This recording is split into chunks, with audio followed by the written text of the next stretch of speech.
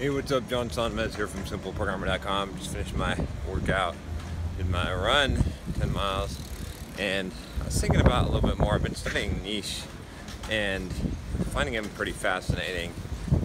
I hadn't really studied him a lot before, but I plan to look a little bit more into his philosophy because I've been finding a lot of it mirrors my own, kind of things I've discovered on my own and things I found valuable.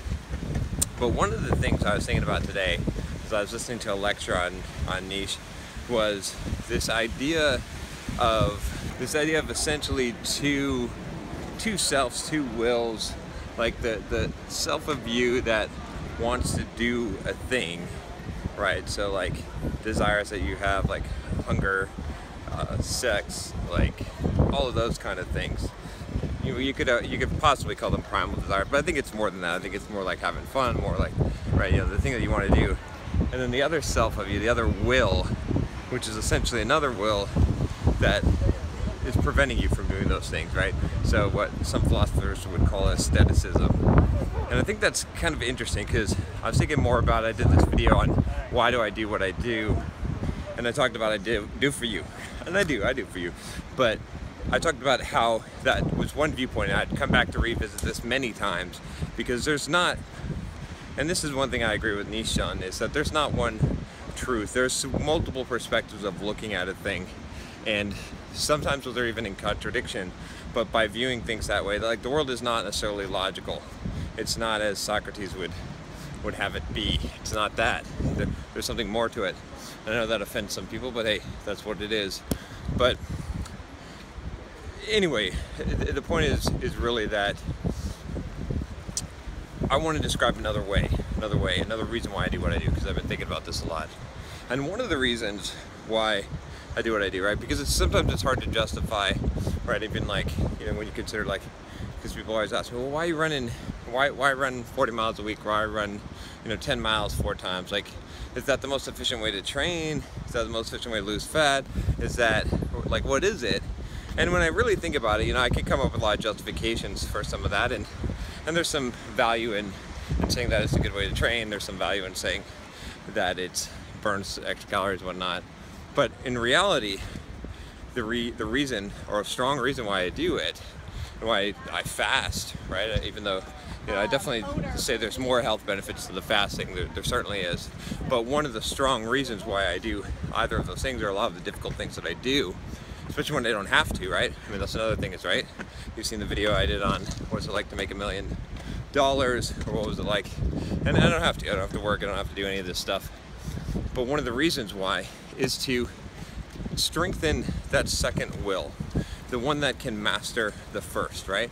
So that desire, that will, is sort of, it's hard to describe. I think there's a few philosophical terms that people have used to describe it, but I would say that really what it is it's the ability to do what you want to do, right? So as I'm recording this video and I'm walking down, the bay here, or the beach, I'm less conscious than I was, right? I'm not 100% free, but I really don't care if I look silly recording a video or people stare. There's less of a concern. I won't say it's zero, but it's pretty low, right? So that is me embracing my freedom. That's one of the reasons why I do this, even though it's difficult. And I would say that all the things I do that are difficult, that I don't necessarily have to do, that may be not optimal for training, that I might make some justification for, I might even make a justification for vanity, and that's not really even it. But the biggest underlying thing would have to be strengthening that other will, gaining more freedom.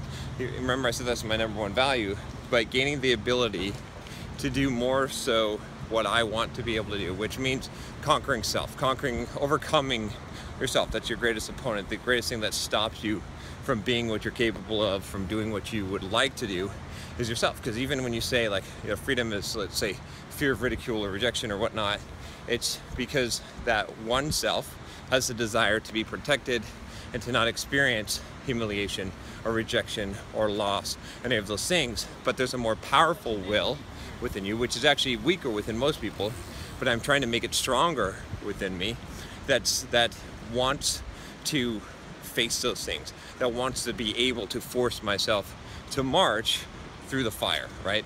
And that's what it is, right? A lot of life is that fire.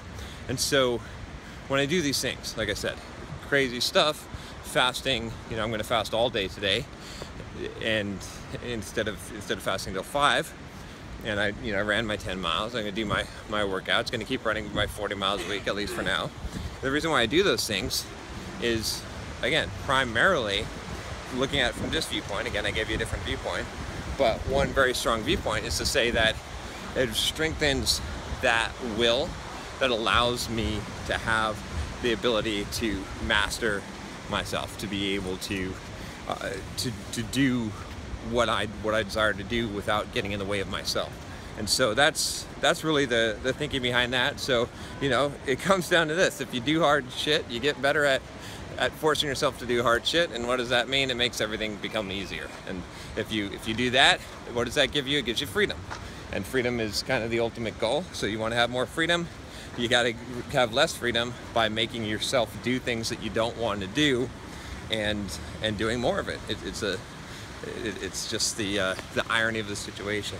So I really do think, though, that you've got the two wills. I think you've got the first will, that is what you want to do at a base level, almost at an instinctual level, and then you've got the second will, which is what you would like to make the first will do. the master of the master, we'll call it that. All right, if you like this video, if you haven't subscribed already, click that subscribe button below. Make sure you click the bell so you don't miss any videos that come out. I'll talk to you next time. Take care.